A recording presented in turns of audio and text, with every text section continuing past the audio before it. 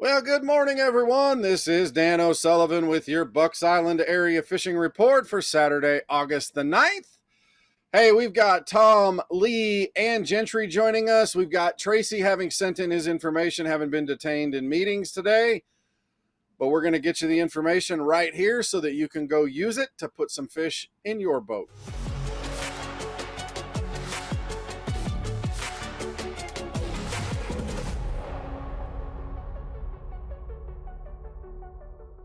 Hey, we're joined by Tom Ott, who's going to tell us a little bit more about what's going on Lake Guntersville. Tom, what's happening up there? Well, Dano, we had that little cool snap, and really, it wasn't enough to get the fish to transition as much as I was hoping they would. But the fish really, the bait fish did. We saw a lot more schooling activity, but I saw a lot of smaller fish on the school. So, it increased the activity, but it sure wasn't a great benefit. But to look up for it, we got a full moon, and you know what that means, a little bit of nighttime dragging and stuff like that. So, right now I'm just trying to get out, catch as many fish as I can, and I feel like that's the best time I can do that. But the bite, it's the same during the day. If you can get on some deeper spots, those are really, really strong. There's a real good shaking minnow bite going on too. If you can get around some of these bigger schools of fish, make you feel real good about your skills when you got them blowing up next to the boat. But when you're just looking for them, it's not so good. But got a little more training to go in that department. But anyway, it's a good time to get out there. The crappie are starting to bang up around the bridges, and I don't mean so much the causeway bridges, but the bridges where you're going to see a lot of bait start to congregate right now. And we're not going to see that shad push into the creeks. That's not happening or anything like that. But just keep in mind the days are getting shorter, and that will drive those fish back up into those shallow waters. So we got a bunch to look forward to, Dano. What about the striper? Have they started to run at all? Are you starting to see any activity on that? Or is there any catfish bite or anything going on? I see a lot of catfishermen out there, so I guarantee they're catching them. We caught a bunch several weeks ago. We'd catch a catfish here or there just coming off the grass. They were pretty aggressive, and most of them were very large and usually really bait. But as far as the stripe, I've been seeing a lot of that pretty much all year. Again, your best bet's going to be in those smaller creeks and in the bends, whether it be an inside or an outside bend, but you're going to see them stacked up right there, and you can also find some crappie in those areas. Well, Tom, I know you're going to get out there. You're going to keep us abreast of what's going on. Thanks for everything that you do to do so. We'll talk to you again next week, my friend. Hey, we got Gentry Gordy going to join us. We're going to talk a little bit of fishing on Lake Martin and on Jordan Lake. Gentry, what's going on down there? You pick.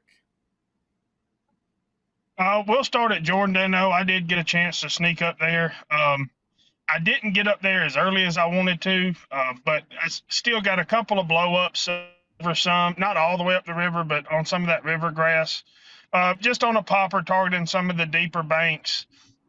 And they were quality spots, nothing to win a tournament with. But that died off pretty quick. I tried swimming a jig, had one roll on it, but no kind of pattern.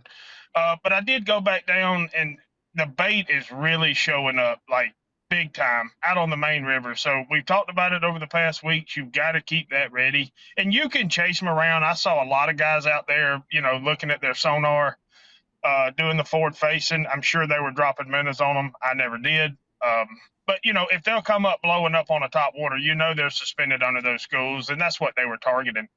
But I did go back down the lake and still drag a big worm. In some of those deeper places, the 20 all the way up to 12 foot, found some brush piles in 12 foot. It held some pretty good spots on them and largemouth mixed in with them. Oh, okay.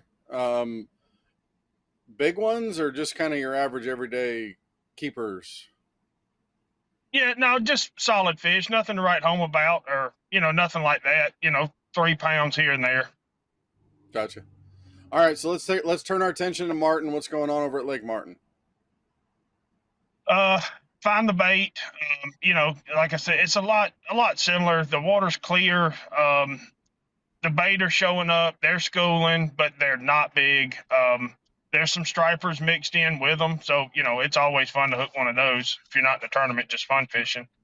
But it's still a night bite. That's gonna be your better bite. Early morning, late afternoon. I think we talked to some of the guys. They wasn't getting bit after dark. Some of the guys were, couldn't get bit until it got dark. So fishing the light. So they're here or there. It just depends on what part of the lake. Blue Creek's got a lot of lights in it.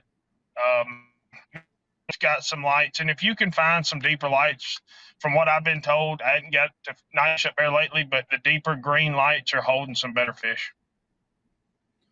Okay. I'm assuming that the dock is a great way to catch both bluegill and bass. Oh yeah, especially and you just got to find the right dock. You can fish 5 or 6 docks and nothing, and then you get the one that's got some trash on it and a little bit deeper water. Yeah, there's bluegill, there's crappie, there everything's there. Gentry, as always, brother, we appreciate it. We'll talk to you again next week. Hey, we got Lee Pitts joining us, fully equipped with his Crystal Gale t-shirt that has not been ruined by a dang cougar. Lee, let's talk about Neely Henry and see what's going on over there. This last week has been pretty good. It's we had some cloud cover, a little bit of wind. It wasn't quite as hot as it's been being the last 2 or 3 weeks. So that early morning kind of grass bite was pretty good. The water's still staying up, so they got plenty of water in the grass. And it was one of those things that kind of, I think everybody enjoyed the break from the heat. It's been so daggum hot, man. It's just been tough to stay out there. But with the cloud cover and that wind, it's been pretty enjoyable this week. Catch fish multiple ways. Had a pretty good frog bite in the grass. Still flipping. Something like a speed crawl, D-bomb, some kind of little, just downsizing a little bit. But then once that sun gets up and gets a little hotter, you got to get on those docks. So that's been some of the keys to it. Finding the docks once again with some structure on it. Look for some of those docks. It's got a little bit of trash underneath it when that sun gets high, and that's kind of how the bite's been. So the dock bite's better than the grass bite for the bass. A little bit more shade. Is that what it is?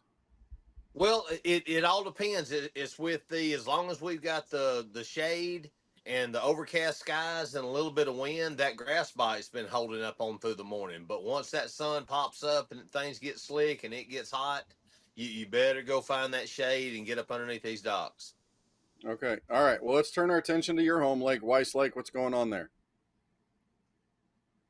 Well, this week, they've kind of kept that water up high on us. It's fluctuated in the last 2 weeks, but the water stayed up. It stayed good, full pool, right there around full pool. So that's helped the grass bite here. And it seems to be that the river has been the key to it. Finding that good green, the thicker grass on the river, all up and down the Coosa up here, especially my way going up this river. Those log jams has held some fish on it. I've noticed some of the guys, they've kind of, once that sun pops up and the docks here, they're going more to that worm, putting a lightweight on it, pitching a worm more, letting it kind of get in there and have a slow fall. Once the sun gets up, those fish seem to get lethargic on that. And once again, if we get some current pulling, you get a little bit of water moving, you can tell it when that water starts moving, the minnows start flicking, you can see some fish getting a little active. So for the fish to really want to chase, you've got to have some current pulling. All right. Well, brother, we appreciate everything. Have yourself a great weekend. Folks, if you're looking for a great guide, talk to Lee Pitts. Lee Pitts Outdoors on Facebook. He'll get you set up. Hey, Tracy Robinson is detained with some work activities. Can't join us this week, but he has given us the information on Logan Martin and Lay Lake. Let's start at Logan Martin. Tracy says that these cooler temperatures have kind of started the schooling activity to happen, that surface activity on the bait fish flats right off of the main creek channels. Fish are starting to kind of show up there because those little small bait fish are starting to migrate up there and get on those flats. Topwater baits are really good. They're exciting to be able to catch a topwater fish. Obviously, a popper, a pencil popper, spooks, those chugger type baits are going to be really effective at calling fish to them, and they give a little bit bigger profile around all that small bait. So there is the match the hatch where you might want small minnows, but sometimes those big fish are looking at it. Going to see spotted bass up there with the occasional big largemouth that shows up. So give yourself a good chance to be able to do that and get yourself a good bite by throwing them topwater baits. You can also catch them on a lipless type crankbait. Keep that rod tip, keep one at your rod tip ready when those fish start to school, and you might be able to do that. Other than that, getting around the docks, jigs, plastics, look for deeper docks with some brush piles on them. You should be able to put a few fish in the boat doing that. A worm type, shaky head type bait will do best for you around those kind of docks. If you're wanting that bigger bite, go with some sort of a casting jig with a good trailer on there. You'll be able to pull some big fish doing that. Lay Lake, grass bite is still pretty darn good over there. The fish have stayed in that grass, especially in the morning. Might be able to catch yourself on a few on a swim jig with the topwater bait around the edges. But as the sun starts to get up there, you're going to have to really start to look into the thicker clumps in the grass with a little bit heavier weight, and a creature bait punching through that grass will help you get a good largemouth bite here or there. But then as the day wears on, some plastics, obviously there's some fish suspended around some of that standing timber down there. You might even find yourself some striper down there to be able to play with. Forward facing sonar is going to be a big deal there with a minnow and a jig head. Going to be able to target those fish on that standing timber down lake. But late in the afternoon, turn right back around, go back up towards that grass, pull up those topwater baits, and be able to have some of that exciting action on a topwater plug. You never know. You might even be able to find yourself a big old stripe around some of those main lake points on a big topwater plug. That's always exciting. Then you can make yourself some fish tacos. Anyway, folks, that'll be your Bucks Island area fishing report for Saturday, August the 9th. We'll talk to you again next week. Well, that wraps up our Bucks Island area fishing report for Saturday, August the 9th. Hey, thanks to the guys for everything that they do every week, sharing their information with us. It's hard fought. They're spending time on the water, but they're sharing with us. Folks, we're on to our off-season hours. We are open Tuesday through Friday, 8 to 5, Saturday, 8 to noon. But we are here to help you. If you're looking for that special boat that gets you out on the water, Labor Day is right around the corner. We know some of you are going to want to spend that weekend with the family barbecuing and boating. Come see Katie, Patrick, and Melissa there in the showroom. They can help put you in the boat of your dreams.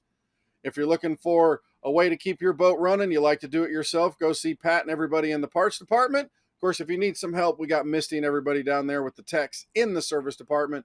And of course, if you're looking for sunglasses, hats, apparel, and of course, that tackle item that'll swing a fish over the gunnel of your boat or put them on your stringer, go see Colin and Jamie upstairs in the loft. You are our favorite part of Bucks Island. The customer makes us who we are. Thank you for spending the time with us, and we'll talk to you again next week.